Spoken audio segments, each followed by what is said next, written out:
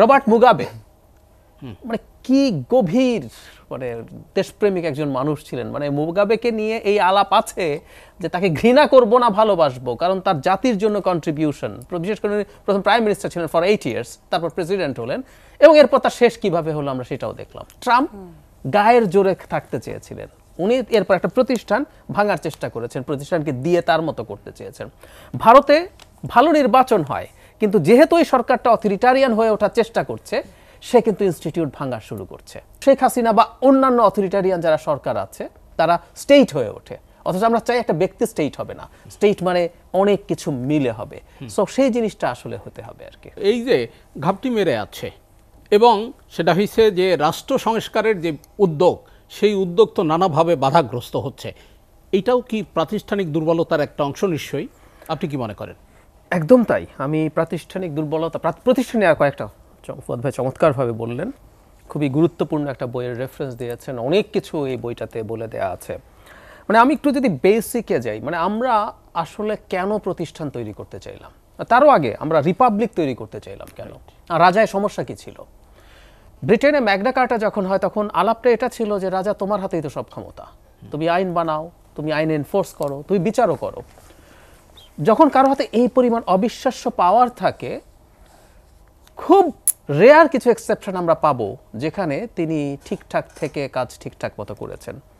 দেখা গেল এই পরিমাণ পাওয়ার মানুষের সাথে অ্যাকুমুলেটেড হতে দেওয়া যায় না। প্রবলেম আছে, আপনার হাতে যদি অনেক বেশি পাওয়ার থাকে আপনি খুব ফাস্টার ডিসিশন নিতে পারেন, পজিটিভস, কিন্তু প্রবলেম হচ্ছে আপনি ঝামেলা করবেনই, এবং আপনি শুরুতে ভালো থাকলে শেষে নষ্ট হবেন এই সম্ভাবনা আছে। আমি একজন ব্যক্তির উদাহরণ দিই, মুয়াম্মার গাদ্দাফি। গাদ্দাফি যখন প্রথম পাওয়ারে এসেছিল, মানে তার অর্থনীতি সহ বহু জায়গায় তার স্টেপস অসাধারণ প্রশংসিত হয়েছিল, কিন্তু তার দিনটা শেষ হলো কিভাবে? রবার্ট মুগাবে মানে কি গভীর মানে দেশপ্রেমিক একজন মানুষ ছিলেন। মানে মুগাবেকে নিয়ে এই আলাপ আছে যে তাকে ঘৃণা করব না ভালোবাসবো, কারণ তার জাতির জন্য কন্ট্রিবিউশন, বিশেষ করে প্রথম প্রাইম মিনিস্টার ছিলেন ফর 8 ইয়ার্স, তারপর প্রেসিডেন্ট হলেন, এবং এরপর তার শেষ কিভাবে হলো আমরা সেটাও দেখলাম। মানে মুগাবে কেমন ছিলেন তার অনেক কোটস আছে, কোটেবল কোটস পড়লে বোঝা যায় যে মানুষটার চিন্তা কি ছিল। তো এই হচ্ছে প্রবলেমের জায়গা। তো আমরা ডিসাইড করলাম পাওয়ার সেপারেট করো, আমরা আইন একজন বানাবে, আইন এনফোর্স একজন করবে, এবং বিচার করবে একজন, এবং institutes, not only the constitutional institutions, অনেক স্ট্যাটিউটরি ইনস্টিটিউশনস থাকে, যেমন আমাদের, হ্যাঁ আমরা এই আলাপ করতে পারি নতুন কনস্টিটিউশন লেখা হলে দুদক বা এই ধরনের গুলোকে কনস্টিটিউশনাল করে ফেলাও, কিন্তু এই মুহূর্তে তো এটা কনস্টিটিউশনাল না, এটা সংবিধিবদ্ধ আইনের মাধ্যমে হয়েছে। সো এই প্রতিষ্ঠানগুলো থাকবে এবং এই প্রতিষ্ঠানগুলো ইন্ডিপেন্ডেন্টলি কাজ করবে। ইন্ডিপেন্ডেন্টলি কাজ করলে কি হয়, রিসেন্ট একটা এক্সাম্পল হচ্ছে ডোনাল্ড ট্রাম্প। মানে এই ভদ্রলোক সিস্টেমের মধ্যে ইলেক্টেড হলেন, কিন্তু সিস্টেম তাকে এমনভাবে ধরে রাখতে পারলো, কন্টেইন করতে পারলো যে উনি মারাত্মক কিছু ঘটাইয়া দিতে পারেন নাই। উনি কিন্তু চেষ্টায় ছিলেন, শেষ পর্যন্ত নির্বাচনটাও বানচাল করার চেষ্টা করেছেন। উনি ওনার ভাইস প্রেসিডেন্ট মাইকেল পেন্স কিন্তু পদাধিকার বলে সেনেটের প্রেসিডেন্ট, ভাইস প্রেসিডেন্ট সবসময় সেটাই থাকে, সেনেটের অধিবেশন কল করার কথা হয়েছিল, কিন্তু শোনা হয়নি। সরিয়ে রাখি, ডোনাল্ড ট্রাম্পের অনেকগুলো আইন আটকে গিয়েছিল সেনেটে, যদিও সেনেট ওই সময় রিপাবলিকানদের মেজরিটি ছিল। সো এইভাবে নানা প্রতিষ্ঠান আসলে আপনাকে আটকে ফেলার চেষ্টা করে। আমি আরেকটা উদাহরণ দেই, মানে প্রতিষ্ঠান তৈরি হওয়া না হওয়ার ডিফারেন্স। এক সময় একটা রাষ্ট্রের মডেলকে দুজন ব্যক্তির নামে বলা হতো, কুয়ান মহাতির মডেল, লি কুয়ান ইউ এবং মহাতির মোহাম্মদ নিয়ে। মজার ব্যাপার, মহাতিরের নামটা কিন্তু ওখান থেকে বেশ সরে গেছে, এটা কুয়ান মডেল হয়ে গেছে, কারণ সম্ভবত এই একটা এক্সেপশন আছে যে একটা মানুষ অনেক বেশি পাওয়ার হোল্ড করে একটা দেশকে অসাধারণভাবে চালাতে পেরেছেন।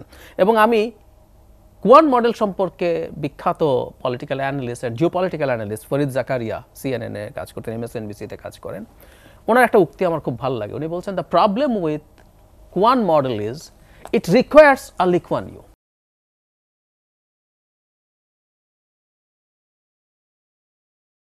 মানে একটা ব্যক্তি ওই লি কুয়ান ইউ ছাড়া আর কোনোদিন কেউ এরকম মডেল চালাতে পারবে না। সেই জন্যই আমাদের কাউকে বিশ্বাস করা উচিত না। আমাদের এমন সব প্রতিষ্ঠান তৈরি করা উচিত, এমন সব ইনস্টিটিউট তৈরি করা উচিত যেগুলো সেফগার্ড করবে এগুলোকে। সিম্পল, ক্রস চেক থাকবে, এই ব্যালেন্স, এই পরস্পরকে যে চেক করবে। আবারও বলছি, প্রবলেম তো আছেই কিছু। ওয়েস্টে যে এখন রাইটিস্ট অনেক বাড়ছে কেন?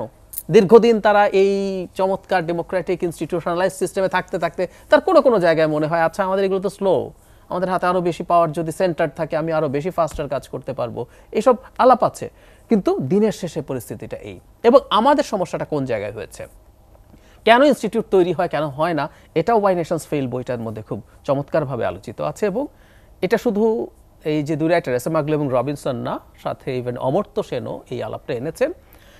আপনি আসলে ইনস্টিটিউটগুলোকে ভাঙতে চেষ্টা করেন যখন আপনি মনে করেন আপনি অবৈধ কিছু করেন। ট্রাম্প গায়ের জোরে থাকতে চেয়েছিলেন, উনি এরপর একটা প্রতিষ্ঠান ভাঙার চেষ্টা করেছেন, প্রতিষ্ঠানকে দিয়ে তার মতো করতে চেয়েছেন। ভারতে ভালো নির্বাচন হয়, কিন্তু যেহেতু এই সরকারটা অথরিটারিয়ান হয়ে ওঠার চেষ্টা করছে, সে কিন্তু ইনস্টিটিউট ভাঙা শুরু করছে। কোনো একদিন এই সরকার যদি দীর্ঘদিন থাকে সে করবেই।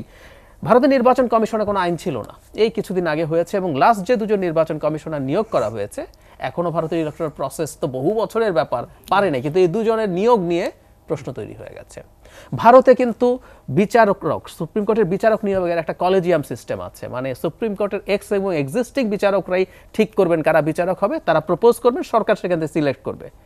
ইসরায়েলেও কিন্তু একই নিয়ম, এবং ইসরায়েলে কিন্তু নেতানিয়াহুর বিরুদ্ধে মুভমেন্ট হয়েছিল এই কারণে, এই দুইজনই, জনাব মোদি এবং নেতানিয়াহু দুজনই অথরিটারিয়ান হতে চায়, ওরা চেয়েছে এই পাওয়ারটা কবজা করতে।